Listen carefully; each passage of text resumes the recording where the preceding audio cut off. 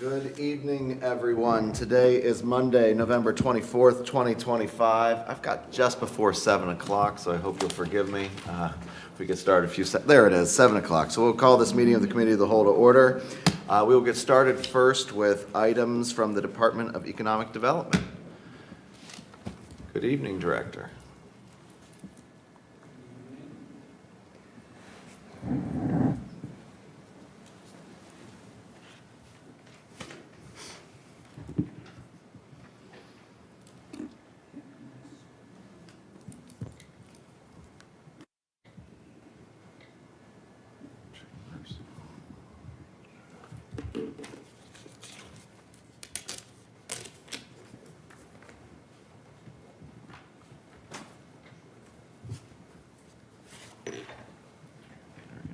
Okay, good evening, Council. I broke my glasses on the way down here, so I'm going to try to see through this. It's all crooked and try to look at this, and up there we'll get through it. Thank you.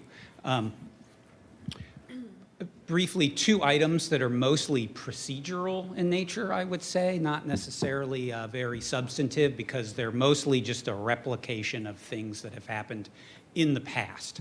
The first one is a request for a third partnership with Columbus Academy for some conduit revenue bonds. And basically what's happening here is happened in 2015 and 2019, and again, a request tonight. So the city has access to tax-exempt revenue bonds for economic development purposes or nonprofit use. And the revised code requires that municipalities issue them, basically. So the city is the issuer, and then those are then purchased and handled and paid back through the financial institution and the borrower, in this case, Columbus Academy. To skip to the important part, and the part that's capitalized up there, no commitment of city resources, debt capacity, or guarantees is involved here. So basically, all that the city does is approve the issuing of the bonds, and then they're purchased by the financial institution for the use then of the nonprofit, in this case, Columbus Academy. Primarily, the use will be for refinancing the existing 2019 bonds and some capital projects there. This is the very short version. Again, it's mostly procedural. It's required by the revised code. The city is just the conduit, just the pass-through there. Here tonight, in case you have any questions, is Weston Outlaw, the CFO of Columbus Academy, and Mark Kamer and his colleague from Dinsmore, the bond counsel on this project. A couple of procedural notes.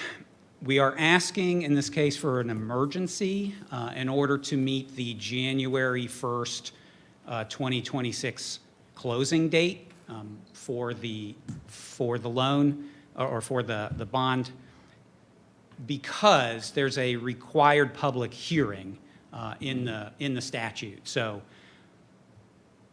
that kind of necessitates the emergency in this case, because we have to have the public hearing, which could take place on the December 15th meeting for second reading and passage, hopefully with an emergency, so it could take an effect immediately so that they can meet the January 1st deadline. So it's a little bit out of the ordinary of how things usually work. So I'll stop there. If you have any specific questions about the mechanism of how this works or the project itself, Mr. Dinsmore or Mr. Outlaw can answer those questions. Otherwise, I can answer questions from the city side. Thank you. All right, thank you very much, Director, and thank you to our guests for joining us this evening. Any discussion from my colleagues on this item? I just have a procedural question. Just a procedural question. Mm-hmm. And I could be missing something that's occurring on December 1st. Mm-hmm. December 1st, but would there be an issue with hosting the public hearing on December 1 instead of the 15th? I don't believe so. I'll look. Procedurally, is there? Yep. Hi, my name is Mark Kamer. I'm a bond attorney at Dinsmore. And to answer the question, yes, we have to post notice of the meeting 7 days in advance of December 1. We could have done that today or last week, but we didn't want to presume anything before having this meeting tonight. And the dispatch requires 2 days lead time. So we'll have to get that notice in Wednesday this week for the 15th. We couldn't get it in Wednesday this week and still hit the December 1 deadline. All right. Thank you. Any other discussion on this item? So what I'm hearing from you, Director, is that there is no risk to the city. That is correct. All right. No risk to the city. It's not on our books. We're not guaranteeing anything. There's no financial resources. Does not go against the city's debt capacity. Just wanted to put a real fine pin in that one, so. Thanks for the question. Because there is a public hearing that's required, I would request a regular Yeah. agenda. Yeah. So we'll go on for first reading on the 1st and then on the, yes, Ms. McGregor. Do you have any exciting plans? I mean, is there a big expansion that they're gonna do, or? I'm just curious, because my grandson swims up there, so I was just curious. Sure, yes. Right now, we are renovating a current facilities building on the campus that is turning into an academic building for maker spaces and the IT department. What we're asking for today, that's in addition to refinancing the current bond, is to create a new facilities building Okay. because of that renovation. Okay, thanks. So not so exciting, Well, but exciting for IT people. for sure, yeah. Then on for first on the 1st and then on the regular agenda on the 15th, please. All right, thank you, Director. Next item, please. Thank you. Item number 2, again, non-substantive procedural matter is the renewal of the city CIC contract for services, I guess we'll call it. This is simply a renewal of the existing agreement as is. The only thing that is different from this year is the dates. Everything else carried over exactly as it is. As you are aware, I believe Councilmember Renner mentioned at the last council meeting that the CIC will be undergoing a strategic plan for itself pursuant to the recommendation in the Gahanna strategic plan, which should be done mid-year, hopefully before, but no need to change anything no need to change anything in the existing agreement since we're going through that process. CIC will mostly be still occupied with the items regarding the Connect and Benson Capital Development in Creekside for the first half of 2026. So no need to change anything, really. And then I just mentioned for reference that the amount that the city contributes to the CIC is not part of that agreement. That's set out in the budget. And that amount did not change from last year either. CIC did its own budgeting for the October meeting and made the same request as last year to the city. So that amount won't change either. And then just the timing issue, again, we have a 1/1/26 start date on the contract. So we would ask for whatever mechanism is possible to make that happen. So either an emergency for the 1st or a waiver, or an emergency for the 15th and a waiver for the 1st maybe. But we want to maintain that continuity of services, particularly regarding the Connect Real Estate and Benson Capital deals. We want to make sure that the continuity of services for the CIC is maintained with the city. That's all. Thank you. Thank you, Director. Any discussion from my colleagues? I guess Ms. my Bowers. Yeah, so the funding that's being requested, and I'm sorry, it was kind of hard to identify in the budget, but it'll be the $300,000 that was allocated last year. I'll look to the mayor. I wasn't here for that. I believe that's true. That, the 300,000 is again requested in the budget, same number. That is Okay. not part of the contract. The contract doesn't specify the number, but yes, 300,000 is what is asked for in the budget, I believe. Okay. That's why I just wanted to Yep. cross-reference that. Thank you. And just procedurally, I guess my preference would be waiver and not emergency, but I know you would probably prefer the other way I have around. the opposite preference, but Yeah. If I may, since the appropriation is separate from the contract itself, it may be appropriate to do a resolution for this contract, which would alleviate the issue there. Does that fit within the flow chart kind It of would. analysis? Under the Okay. new analysis that I had circulated earlier for yes. Since Okay. it's, If that's your guidance. That solves that. That does solve that, yeah. A resolution authorizing the contract. the contract, yeah. We'll get in the habit of this sooner rather than later. So that, what I'm hearing you say is that will come back then as a resolution Yeah. instead I of an remember ordinance. Just on the agenda for the first, Yes, are people fine with us coming back on the 1st then? as a resolution. Jerry's looking puzzled, is he? I'm just trying to determine, so the request is to convert this to a resolution, eliminating the need for any sort of waiver or emergency. Okay, Yes. That is the city attorney's guidance. okay. Yes. So on the 1st then, is what I'm hearing, without objection. Okay. I did have a quick question, and Director, maybe we can follow up on this. So on, in section Roman numeral 3.1, it talks about the city agreeing to pay the CIC eligible expenses through the implementation of a TIF strategy. And that the CIC should receive administrative expenses for the efforts incurred to implement a TIF strategy according to revised code section. I just curious, that hadn't caught my eye before, and then I was reading it over the Interesting. weekend. I saw the same thing. It's an historical document that has not really been updated, and I saw the same thing. So that is a conversation for us to have with Director Burry shaking her head, shaking her head. I don't know. So that is something we can look into, because I saw the same thing over the weekend as I was preparing for tonight. I'm not a huge fan of leaving things in contracts if they're not, but if they're not necessary or pertinent, but it did catch my eye, so. Would you like to see a revision to it then? I think that might be for the best. We if- can, if- we can make it, Mr. Renner's shaking his head. All right, Director Gaki, we can make that change, and then I guess that would come back next week with an amended version of that if it's by resolution. Does it need to be, or It that's doesn't right, we're need a just doing by formal amendment, resolution, we we're not just doing bring it ordinance? forward on Never that. mind, we Yeah. can make that change. Yeah, great. All right, thank you, I appreciate that. Then we'll put the, Sorry, I was still in ordinance phase. yeah.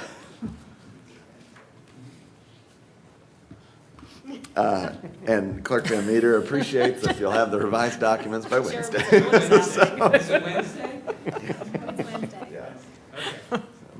All right, so then, can we do regular agenda for that one, please? Yes. Yeah, on the 1st. All right, thank you. Thank you, Director, very much, appreciate it. Thank you. Next up, we have items from council office. I think I'll turn first to you, President Bowers. Yes, thank you. About a Thank you, have a great Thank you. evening. About a month ago, management analyst, communications and legislative liaison, or legislative aide, Jessica Hiltz requested that she talk with us, request support from us in order to pursue election as the Region 5 Director for the International Institute of Municipal Clerks. I think, as many of you might recall, the IIMC is the body which certifies the clerks achieving their professional standards, and Ms. Hiltz has received her Master Municipal Clerk designation through that entity.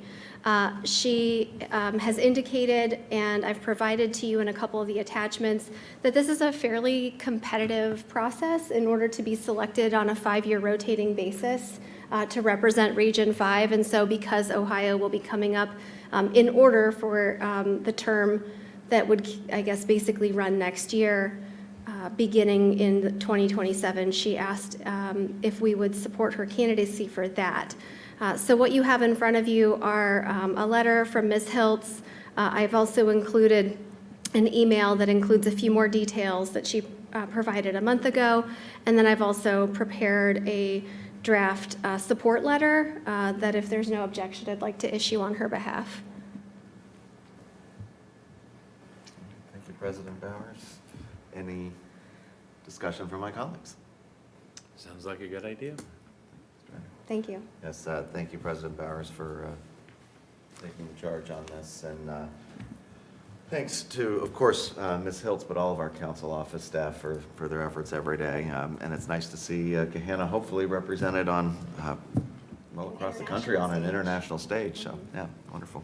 I know that happens on the administrative side as well, so it's nice to see that. So, all right, thank you very much. Next up, I'll turn to Clerk Van Meter. Yes, thank you, Chair. What we have before council is, wow, this is really loud on my end, I'm sorry. Take that down just a tad. Is a Division of Liquor Control notice regarding the annual renewal process for Class C and D permits. These are expiring February 1st, 2026. I did check with Chief Spence. At present, there are currently no objections to those permits that are renewing. All right, thank you, Clerk. Any discussion from my colleagues? All right, seeing none, there will be no objection. And I hate to say it, folks, but with seeing nothing further for Committee of the Whole, we will adjourn Committee of the Whole, and I'll turn things over to Chairman Renner for Finance. All right.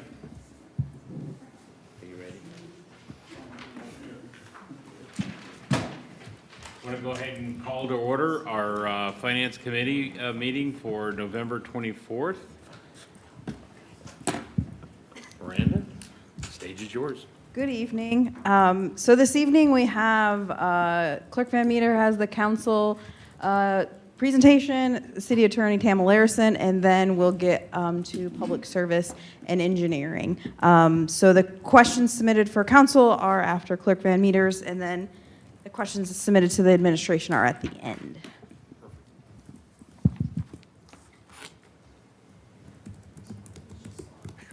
Okay, thank you. Thank you, Council, for the opportunity to present on the Council Office Department's priorities for 2026. I do want to direct your attention to the screen. We have 3 main bullet points that I want to highlight to give some more context for the viewing audience and those who may watch later. The first bullet, enhance onboarding and development for council boards and commissions. So our office is going to be no different from every other department here in that we will be making a big transition to a new facility, new modern state-of-the-art facility. What that includes is since we work with nearly 50 different legislative members, that's council, that's all of our different boards and commissions. Some of those people will be newly appointed, some may come back as reappointments, but everyone will need to acclimate to the new environment that we'll have set up at 825 Tech Center Drive. So that's everything from learning the new technology that will be available to us in our modern council chambers, to navigating updated facilities and meeting spaces, understanding building access and security protocols. Additionally, with this, we have set aside investment in the development of our board and commission members, proposing funding for professional development. This will allow members to begin to attend local conferences, trainings, or online webinars relevant to their duties and areas of work, ensuring that they're prepared to serve effectively in their roles. We already have identified some of the opportunities that we will begin to communicate to our boards and commission members in hopes that they take advantage of those in the coming year. Additionally, outside of our normal operations this coming year, Charter Review Commission will be a big undertaking for our office. This commission will meet from January through June of 2026. And we've been preparing extensively for that work that's ahead of us. As you can recall, our MORPC intern, Nathan Graves, developed a comprehensive roadmap that documents the history of past commissions, summarizes the amendments over the years, and outlines the operational steps needed to administer the 2026 charter review process. So I believe that his work has positioned our office well in supporting that body for an efficient and well-organized session. Additionally, we have added funding for legal advertising in this budget, anticipating some increased costs there. Ironically, earlier today, we received notice that the Daily Reporter, a newspaper of general circulation, and really a primary outlet for legal notices, is ceasing operations. The gentleman that was speaking earlier was mentioning legal advertising in the Columbus Dispatch. That is very costly. So we have budgeted accordingly to offset some of that statutory notice requirements that we anticipate we'll need with Charter Review Commission next year. So in addition to the required legal advertising, we're going to leverage, of course, our city's existing infrastructure for communications to broaden public awareness and engagement with our Charter Review Commission. We do plan to live stream our Charter Review Commission meetings so that there's transparency and accessibility throughout that process. The second bullet point is to modernize and strengthen the city's records program, exploring artificial intelligence, AI tools for improved records management. I'm gonna skip this for now since this was a question that was asked, and I'll return to that later. The third main bullet point is to expand inclusive community engagement and digital communication. Part of this includes what's called Web Content Accessibility Guidelines, or WCAG, and really to try to keep this as high level as I can. As part of our work to expand inclusive communication, our office is focusing on improving digital accessibility, specifically through WCAG, which is a set of international standards designed to ensure that online content is perceivable, operable, understandable, and robust for people of all ranges of abilities. So in short, this helps make digital materials that our office produces more usable for everyone, especially those who are relying on assistive technologies. Our management analyst has started a WCAG compliance checklist for us, tailored to the types of documents and digital content our office produces.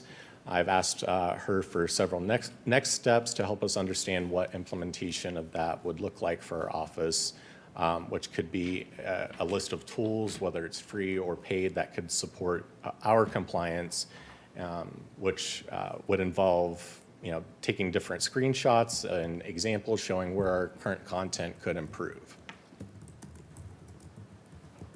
We do now, kind of under this bullet of inclusive community engagement, we do include HTML versions of our agendas and minutes online, but most of our Legistar materials are still in PDFs, Word files, or Excel sheets. So understanding that accessibility capability with the tools we already have and those we may need to add is essential to meeting these WCAG standards.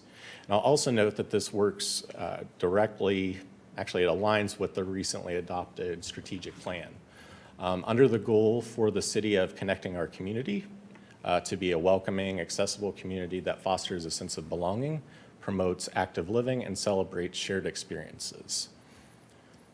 Beyond WCAG and the technical accessibility aspect efforts, our community engagement efforts next year will consist of local partnerships with Gahanna Jefferson Public School staff and the local historical society to foster stronger community connections through our archival materials.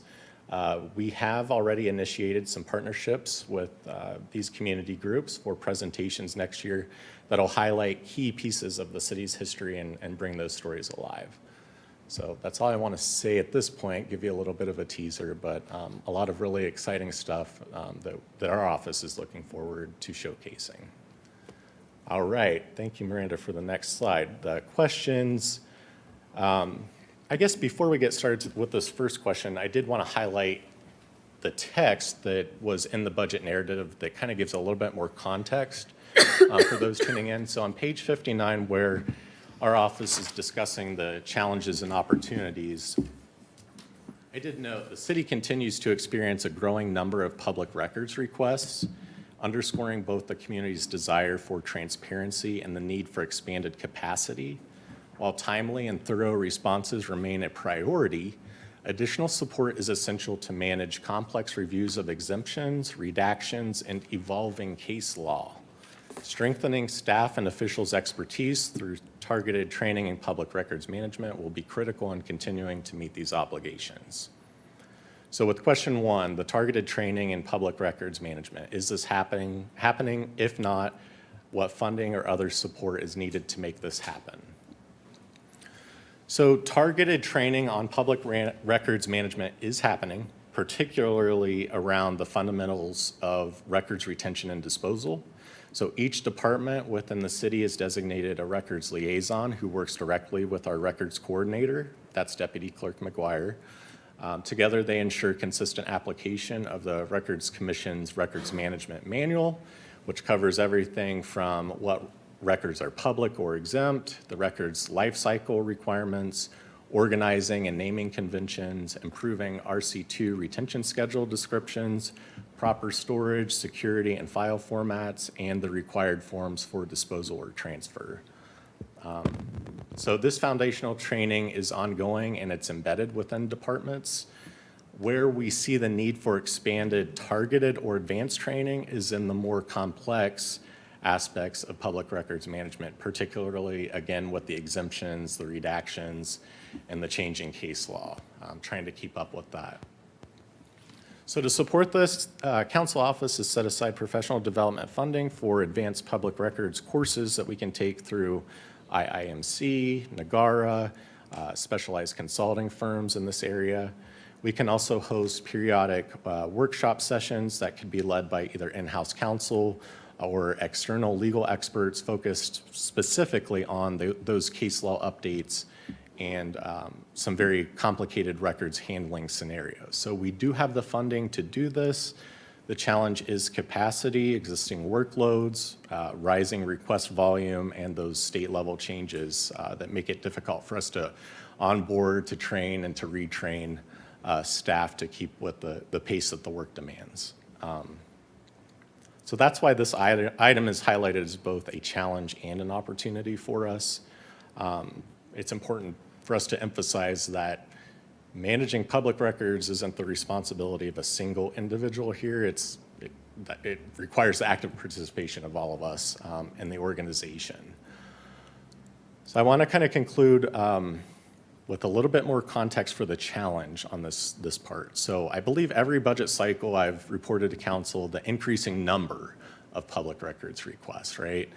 That trend curve continues upward again this year. However, the raw number of requests alone does not fully communicate the workload because the volume and complexity of responsive records can vary dramatically. So I want to give a few examples of that. We could have a police request for an incident report that may take, a few minutes to fulfill. We could also get, the PD records crew could get a request for body-worn camera footage. That could take days, involve multiple reviewers and extensive redactions. We could have a council request for legislation from 1988 that currently would require retrieval from microfilm or offsite storage, simple to release, right? But can be somewhat time-consuming to locate. A large multi-year request involving several thousand emails across administrations, departments, and staff may require months of collection, packaging, legal review, and rolling releases to the requester. Those are just a handful of different requests that we get.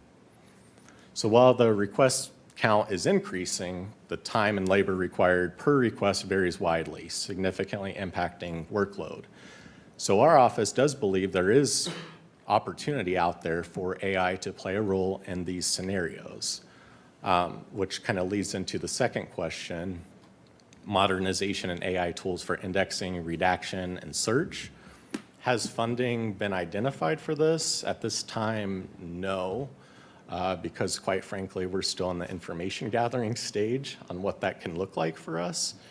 So as I've noted, public records requests vary in size and complexity, and while our staff is highly capable, time and resources, as we all know, are finite. So understanding what modernization tools, particularly through AI, can and cannot do to support public records work is a priority that's aligned with modernizing and strengthening our city records program.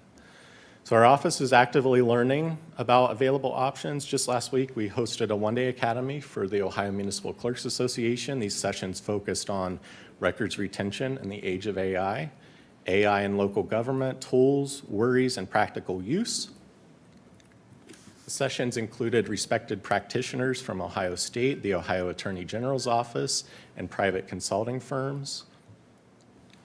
So before identifying or requesting funding, we first must evaluate the broader information governance environment here within the city, working with our senior leadership team, our law department, IT, our own records commission, evaluating any necessary calibrations to our existing processes, whether tools we already own contain capabilities that we could leverage.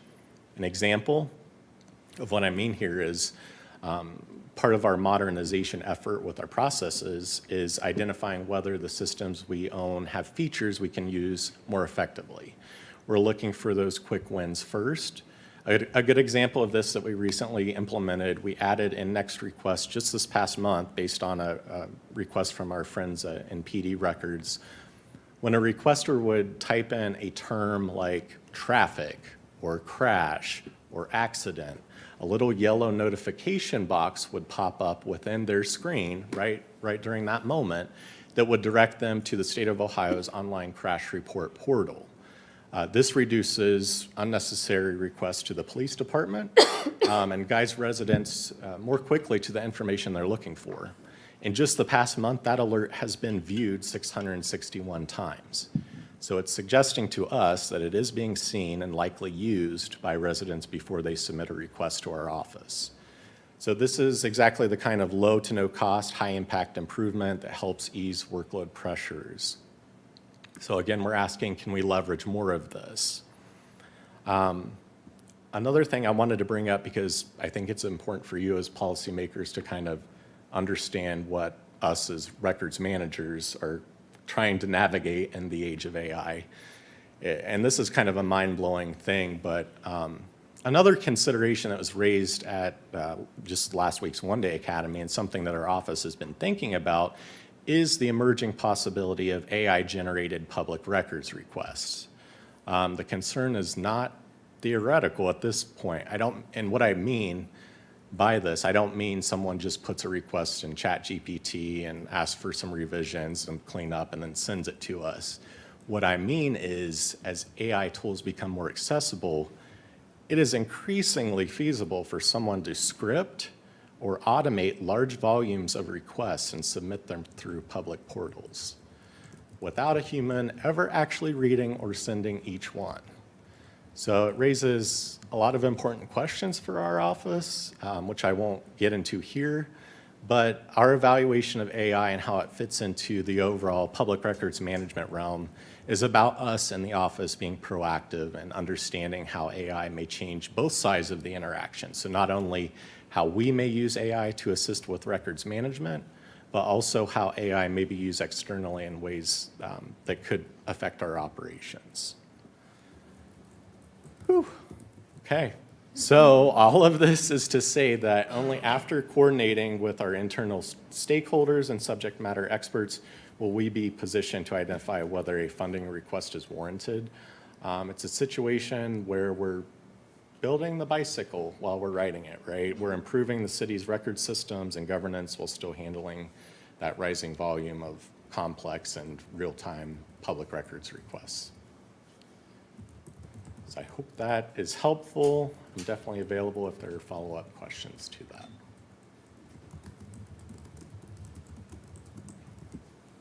I'm sorry. Any questions or comments? Okay, thank you, Jeremy. Thank you. City Attorney. Thank you. The priorities for 2026 are mostly a carryover from 2025, so I didn't prepare a slide deck for you. I basically is more of the same, reviewing and ensuring internal consistency and compliance, managing outside litigation, and staffing and prosecuting all the traffic and misdemeanor offenses within the city, as well as advising all boards, commissions, and entities within the city. So that remains the same for my office. I did not receive any particular questions about my budget. I would just note that the Chart does reflect a decrease in salaries and benefits. That was due to some insurance selection, some benefit selections by staff. So that is not a substantive change in actual salaries or staffing. And I have no new requests budgetarily for next year, aside from some minor, modest increases in contract staff, which staff our mayor's court, and provide paralegal assistance and administrative assistance to myself and Matt Roth. And then some expected materials increase for the new move to 825. So aside from that, everything is consistent from last year. Good, thank you. Any questions or comments? Okay, Okay, thank you. thank you. Brenda, back to you. Not working great today, so we're just going to keep going while I try to connect. So Director Anvers will present the 2026 priorities for the Department of Public Service. Good evening, city members. Tonight I'm here to cover the 2026 priorities for public service. So the first thing we're in the process of doing is our new facility maintenance division. Obviously with 825 coming in and all the responsibility that will go with maintaining that building at the highest level as possible. As of now, we have a superintendent. We have two new maintenance worker twos, as well as the 825 campus. We keep in mind that we also take care of the service garage, the park garage, the parking garage at Creekside, also the fleet building. And as we move into the new building, we will still be responsible for maintaining this complex as well, police department and senior center, even though it'll probably be empty for the most part, but we'll still have responsibilities here with inspections and things. Two is our enhanced operation of maintenance programs, expanding ongoing programs, including our new street sweeping program, sign replacement program. We will be transitioning and doing some more flat work concrete, pavement markings, our snow and ice operation. In the past, we've always ran what I refer to as 6 dump truck routes. This year, we'll be bumping it up to 7 dump truck routes and trying to make the routes a little bit smaller for better coverage. We will also be working with our lead and copper program, removing all the unknowns. Continuing in our in-house detection efforts, and we'll be keeping our partnership and working with the Mifflin Township on the fire hydrant flushing program, as well as fire hydrant replacement program. Maintain a proactive fleet maintenance program, commitment to a productive fleet maintenance program. So we have about a total of little over 400 pieces of equipment. We maintain all that equipment with 4 mechanics. Some of the things that we've done in the last year or two that we'll still continue to do in 26 is we do what we refer to as a dry run, and we do this in the fall prior to the snow and ice getting started. We dress and make sure all the snow and ice equipment is ready to roll. And if there is anything they find, they fix it at that time, so we're not dealing with it during a snow event. As well, the fourth item this evening is ensuring a safe, controlled movement of vehicles and pedestrians and traffic in 2026. So we'll be doing 2 full intersection replacements, as well as adding 6 new video detection replacements. And we will be doing in-house pavement markings of crosswalks and stop bars in residential areas and also in high-traffic areas. That's all I have tonight. Thank you. Thank you. Any questions or comments?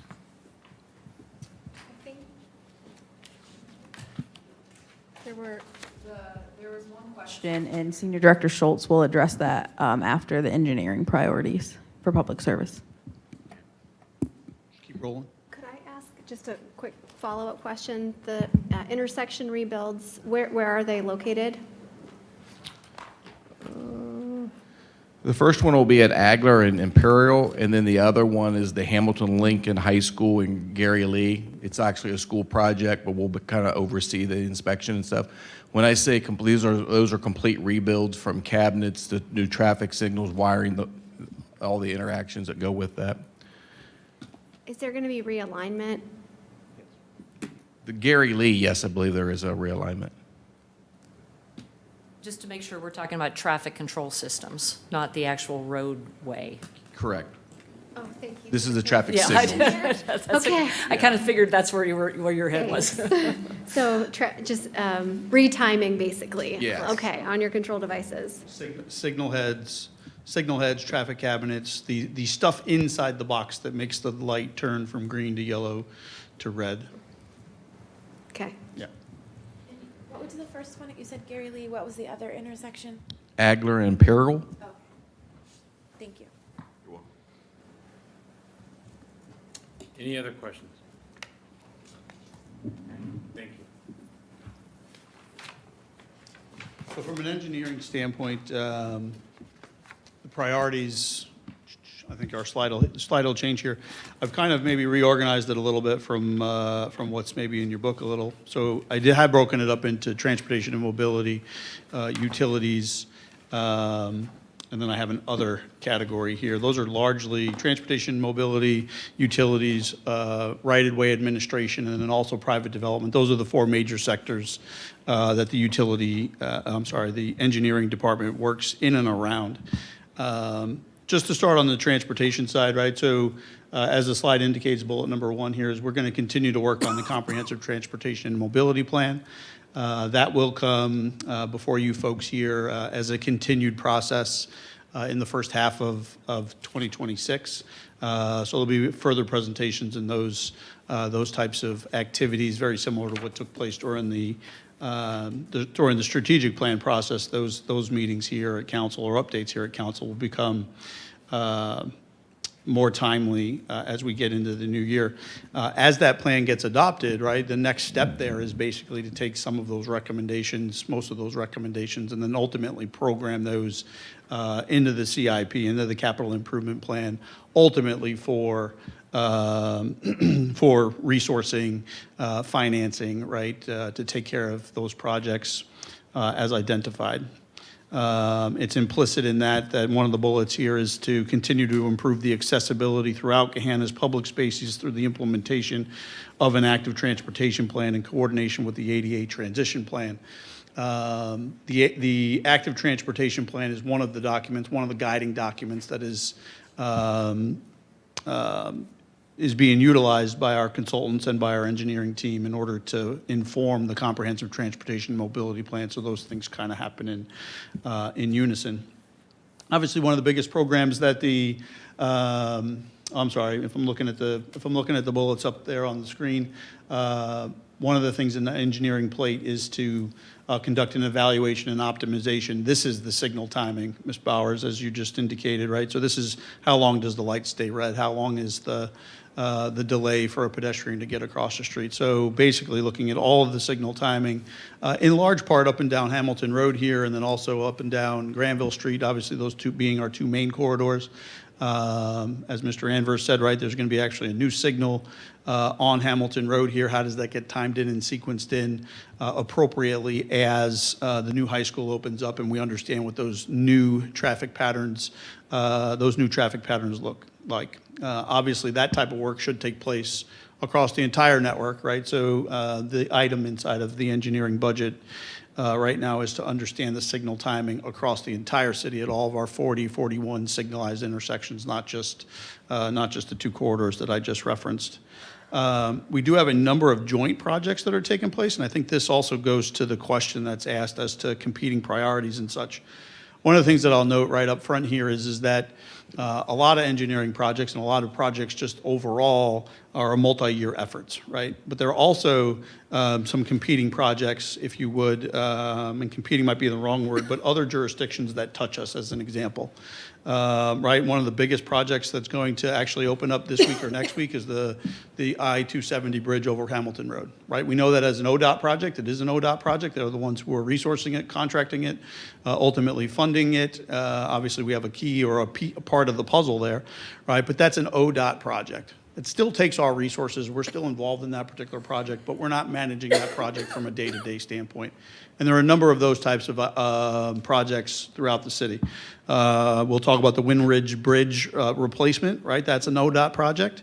And then the urban paving project, which we've talked about in these chambers before, that'll also take place in 2026, potentially 2027. We're still having conversations with ODOT, but that's for the repaving of Hamilton Road from our southern limit all the way up to Granville Street, and then left on Granville Street to Lincoln Circle. The City of Columbus has large maintenance and ownership responsibility over Morris Road. Morris Road west of Hamilton Road, as an example, we only owe 6 feet of the right-of-way, right? So when the City of Columbus says, hey, we want to repave the entire right-of-way, we participate, and we only participate in 6 feet of those costs, if you would. So there's a percentage of the cost is passed on to us, but the City of Columbus ultimately runs that particular contract. There are a number of collaborative projects that are going on with the school district. Mr. Anverse mentioned one, which is the installation of the new traffic signal out here. There's a sewer project as it relates to the high school. There's a sewer project as it relates to middle school east, and a number of other projects offsite improvement-wise that technically the city and their contractors are taking care of as part of their budget approvals and such. When Columbia Gas says that they want to come in and run a high-pressure gas main across our entire city, yes, that impacts our resources, but there's also very little that the department can actually do in order to mitigate that, with the exception of going and telling Columbia Gas to go pound salt. That's not going to happen. So that also consumes some of their capacity.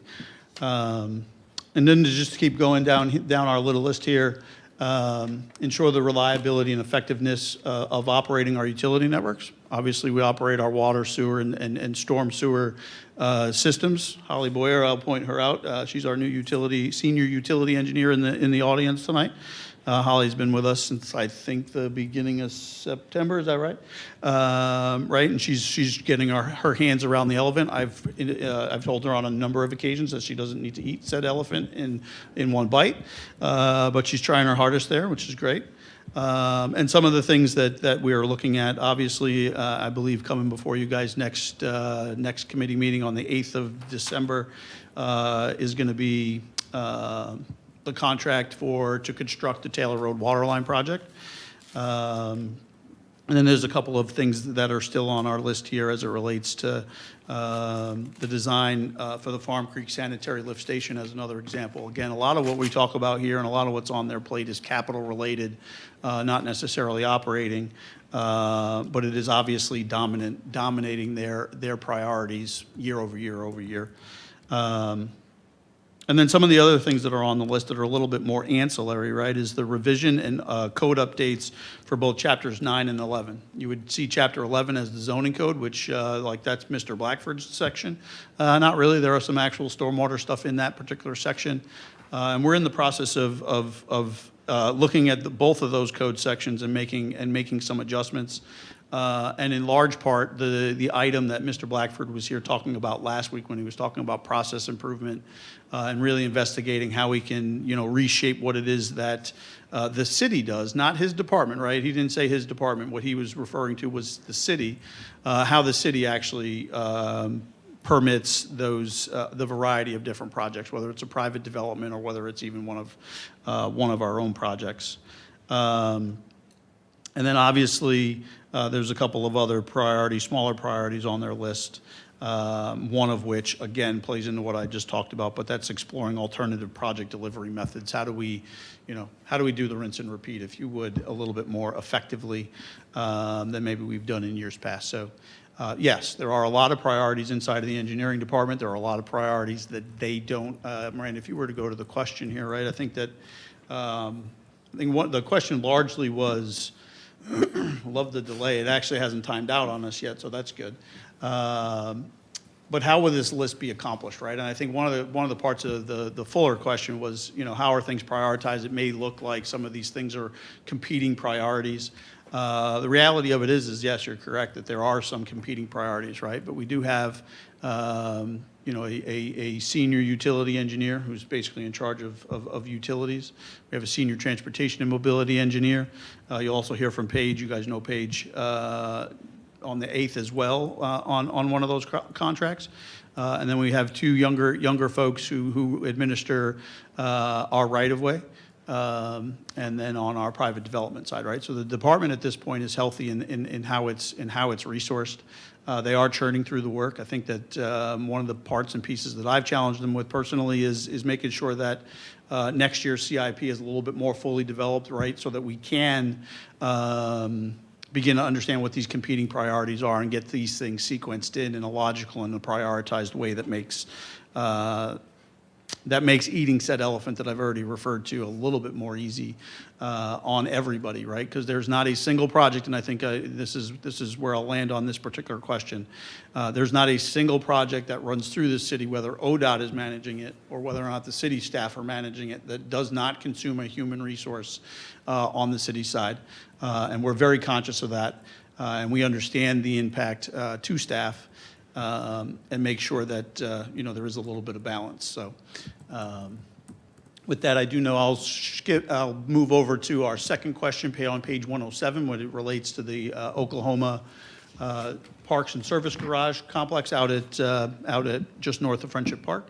One of the things that we did do this year actually is we actually sat with staff and we got their general impressions as to what the viability of that particular piece of property would be in order to redevelop it into the 10-plus acres that we're looking for. It's a little on the small side, and it's a little bit a lot on the floodplain side, which is problematic for a variety of different reasons. So when the closer to a 100-year storm, maybe a 50-year storm or so goes through, the property is largely problematic in those particular conditions.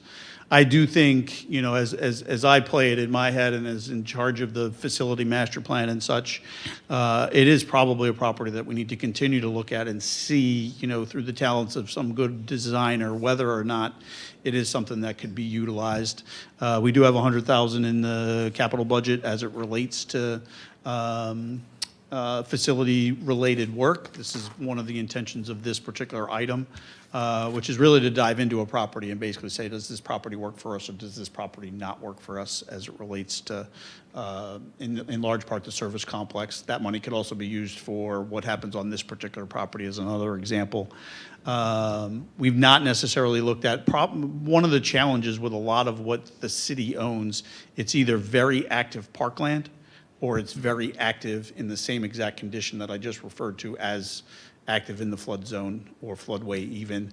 So picking up parts and pieces of a facility and moving them over into a different property largely presents the same exact challenge that we currently find on this property. So yes, it is a priority of the facility group, if you would, to begin to identify and better identify a location where the Parks and Service Garage could flourish as opposed to some of the things that they're dealing with currently. So with that, I can conclude my formal remarks. Any questions? Yes. Thank you, Chair. Just a quick follow-up. Thank you very much, Director. So the $100K for, I think you said, diving into the facilities question. So is that for a consultant or is that for looking at design or? Yes. Yes, got it. All of the above, right? It's really where do we land? Do we need somebody to come in and better map the flood zone, right? So we understand what's the extreme levels of water in these particular areas, right? They could do geotechnical. There's a variety of things that they could do, right? We can hire somebody to come in and do a site plan. The city does own property on Granville Street that does back up to Friendship Park, right? So what does that influence look like? And can we reinvent the way in which, heavier vehicles and such access that property and where they're not coming through, Old Gahanna South, I'll call it. I don't know if that's a formal thing or not, right, in order to get into the complex, right? So it's a little bit challenging there, or not coming through Lincoln Circle to get in, which is a little bit awkward as well, right? So is there a way to make the property work a little bit more effectively for what it is? I should note, and I'm sorry, I'll have a little bit more formal comment. One of the things that Sean and I actually just talked about last week, week before, was really going out there and really, doing a little bit of a walkthrough with the different superintendents and such to see if there are some even short-term things, right? One of the things that Sean talks about as a priority is the proactive fleet maintenance program, right? Not just the repair of vehicles, but also the upgrade of vehicles and everything like that.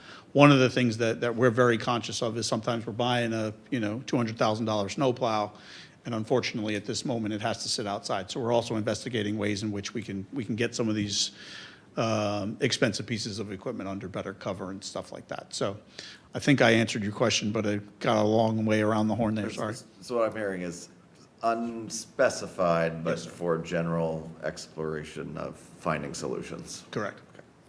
I'm good. Thank you, Chair. Councilwoman Padova. I'm sorry, I think I was looking back at a page and completely missed, where is it that you said you guys were exploring but was in the flood zone? At Oklahoma, Okay. at the complex now. Okay, that's what I thought. I just wanted to make sure that I wasn't misinterpreting Yes, that. ma'am. Thank you. Councilwoman, Yeah, thank you. Thanks for bringing this conversation forward. I just kind of wanted to flush it out a little bit further. I remember, I think it was back in the beginning of 2021 when we sat down and talked, 22, and started talking about facilities and how this was such a critical need. And it's been really 3 full years now that I think that there's been an interest in locating a parcel that could accommodate the size that we need for a facilities complex. So I guess it would seem to me like at this point, since we've kind of exhausted that exploration, at least in terms of in the city proper, that this would be I think a good idea for us to make sure that the space that we do have, that we are in, is brought up to the standard that it needs to be for folks to operate in effectively. So I guess I just wanted to make sure that I sort of voiced that and heard other feedback, perhaps. And you are correct. I guess by way of update, we have had some conversations about particular parcels throughout town that could assist in this particular effort.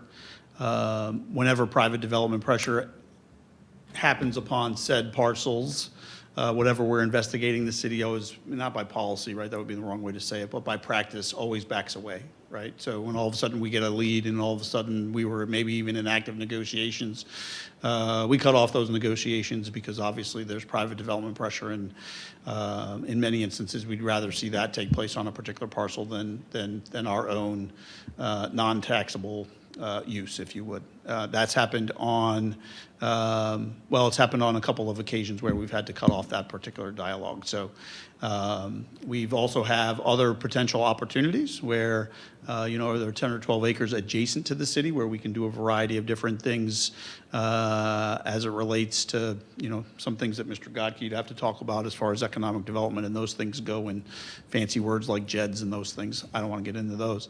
But are there other opportunities, immediately adjacent to where we are that could potentially serve something like this? But you're absolutely correct. We do need to look at all options, including it's always better to have things in one bucket and not multiple buckets. Kind of the question kind of implied, is there the ability to pull it apart and put different parts and pieces in a variety of different places because of the challenge of finding 10, 12 acres? Not our first choice, but it unfortunately might be a choice that we have to make at some particular point in the future.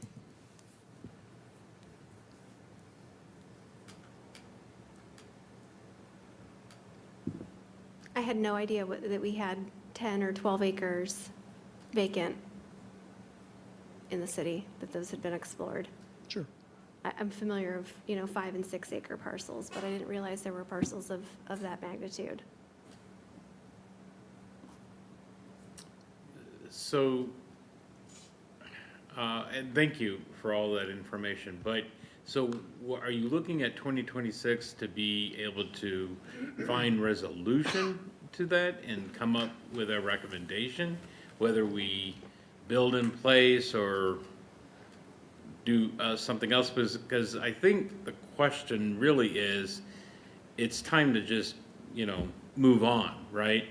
And so are we going to actually do something with the Oklahoma, facility, Or are we really going to be serious about finding another location?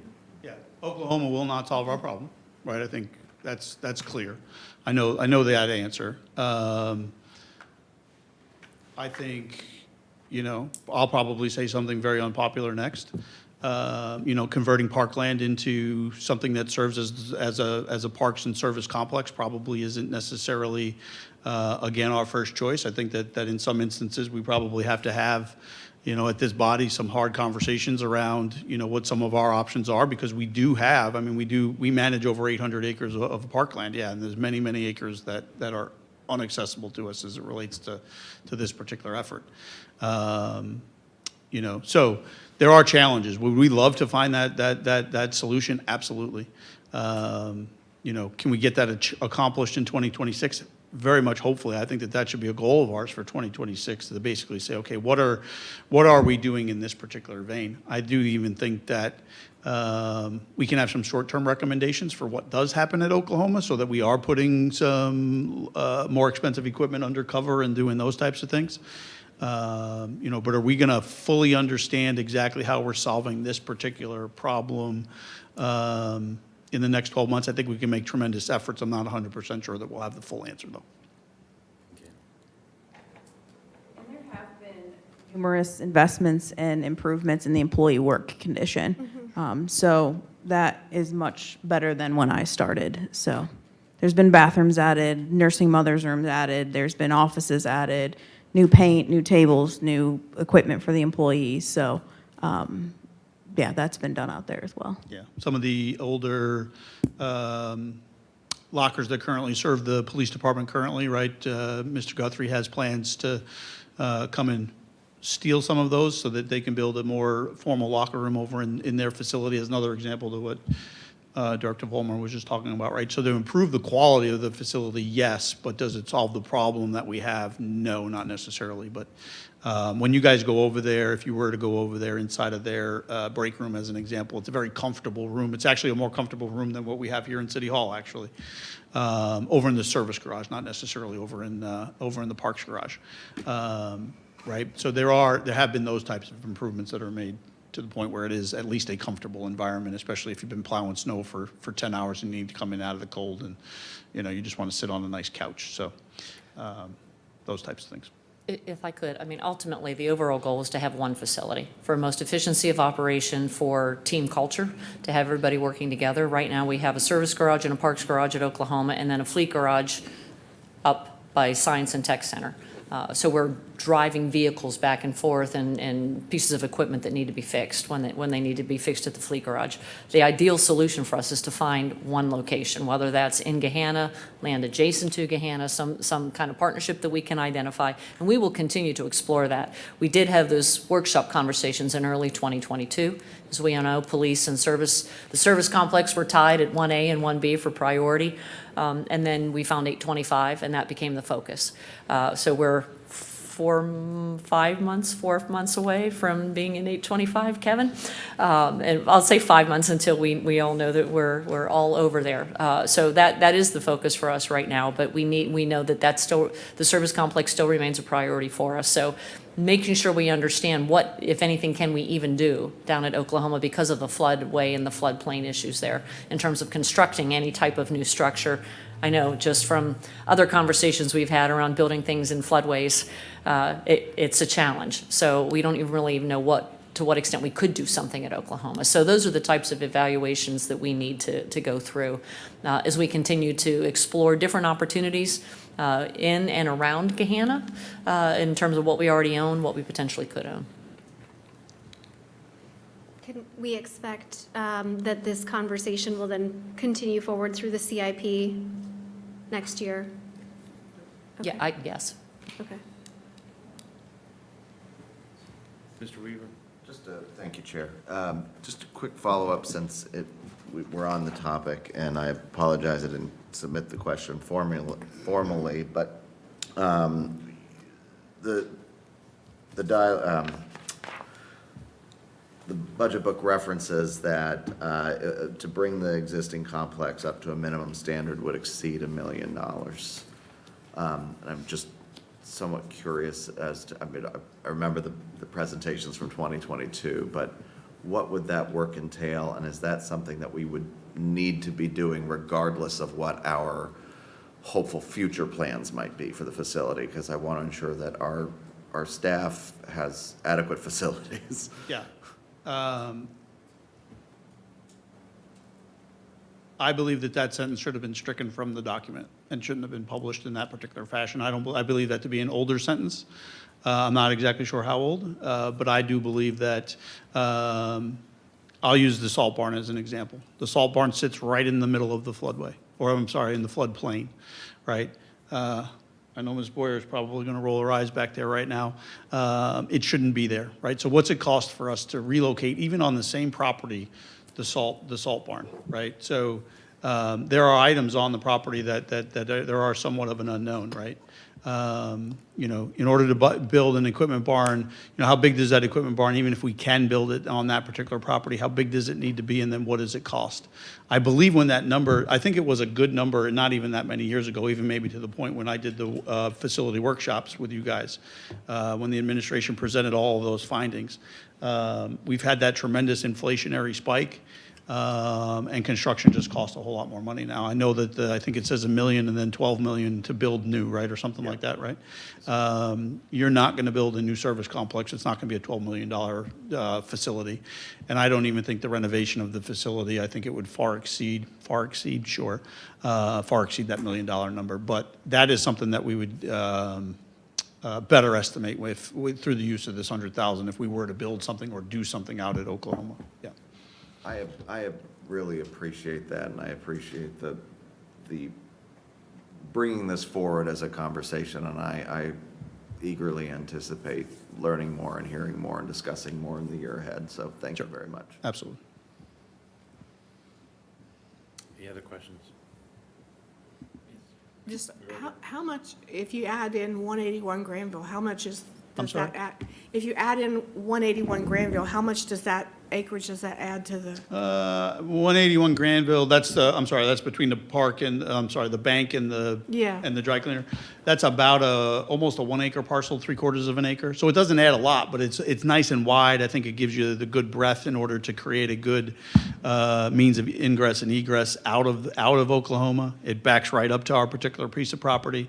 The north and, what would that be, north and west portion of the property is the best portion of the property, where we potentially could do something. That's actually why 181 Granville is one of the reasons why we started looking at the property and saying, is there something that we can do at this particular location? So that brings the total to, if I'm remembering correctly, I'd have to double check for sure, but about 8.5 to 9.5, something like that.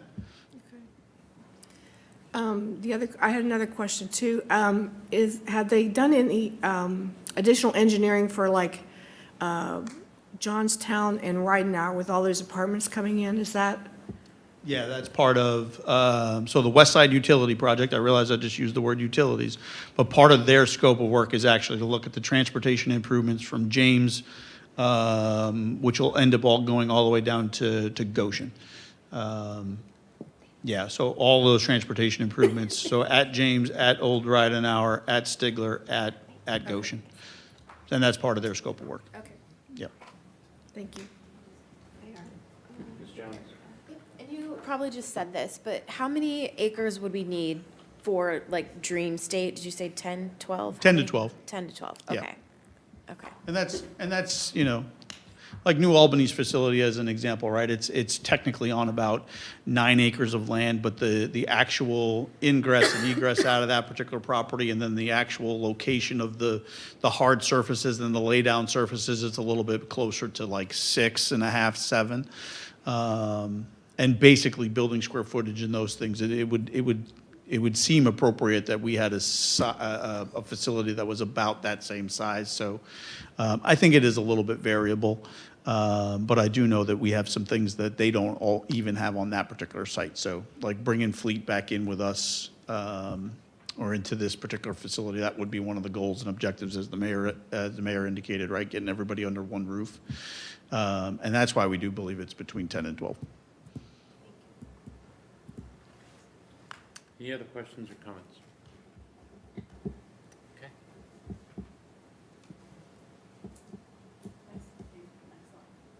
Oh, there you go. This one. Yeah. So the next couple questions are about some changes in contract services. So the first one is for the general fund and public service lands and buildings and the decrease in contract services there. This is a movement of the landscaping contract from public services to parks and recreation. So you'll see in addition to the parks and recreation contract services and a decrease here for the public service department. The next two items go together. This is all expected increases for the City of Columbus services, the sanitary services that we purchase from Columbus. So as you recall, we had talked about a potential 10% increase from them, so this is reflective of those increases we're expecting from Columbus. Any questions or comments?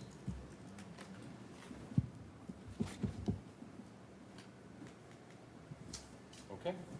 So, is that it? Yeah, so the last slide is, so next meeting is December 1st, so that would be the first reading of the budget and the public hearing, along as general budget questions. Even though it's a holiday, we still request those questions of Friday at noon if possible, or Friday at the end of the day. And then we would request, if there's any budget changes or recommendations or removals that you have as a body, that we discuss those. On December 1st, that gives Director Burry and the finance team more than 2 days to turn that around to ensure that it is correct when it comes to you on December 15th. So with that is all we have this evening. Tonight concludes the departmental updates and priorities. Thank you. Colleagues, can you guys have questions to me? I know it's Turkey Day. Wednesday or Thursday or even Friday morning. Is that fine? Cool. All right. Our finance committee is adjourned. Thank you. Thank you.